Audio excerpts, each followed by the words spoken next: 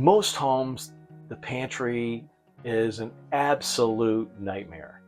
I'm in a home here in northern part of Columbus, Ohio that wouldn't we all like to be this organized? I am completely envious.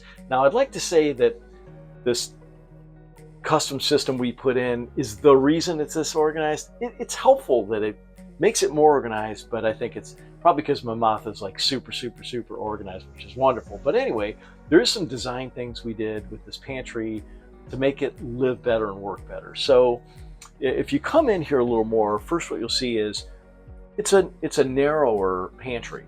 So when we looked at any areas that would want to have pullouts, it would have been hard to have a pullout here because it would have got really tight.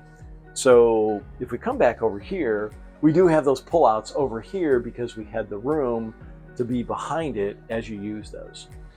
In this section here, we looked very much at how deep the section would be on this side and on this side. The goal here was there was outlets, so the bigger machinery was going to be on this area. So this is 16-inch deep with a top which was 17, but over here we went 12 because again, we wanted this to feel spacious, but yet get storage on this side and on this side.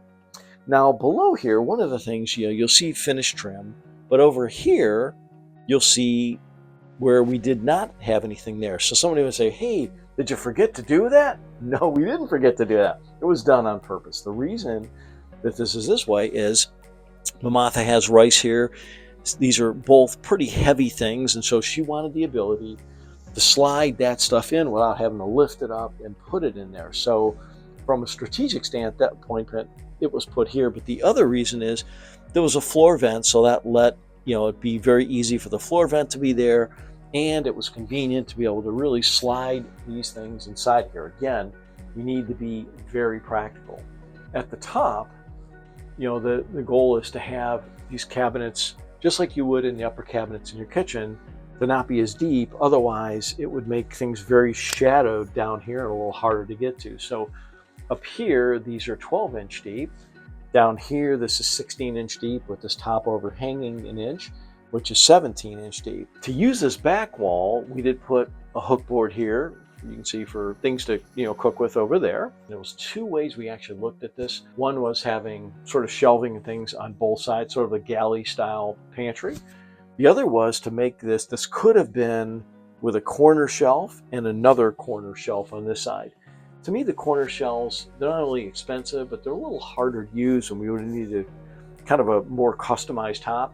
So this, I think, was even more efficient, both cost efficient and efficient in the design. The last thing is, looking at how tall the pantry is, we wanted to have this over here so there still was a little bit of room that could be used on the top for lesser used items. I hope this gave you a little bit of insights on an unbelievably organized kitchen, and maybe if you're really nice, we could ask Mamatha to come to your house and make your pantry look this nice.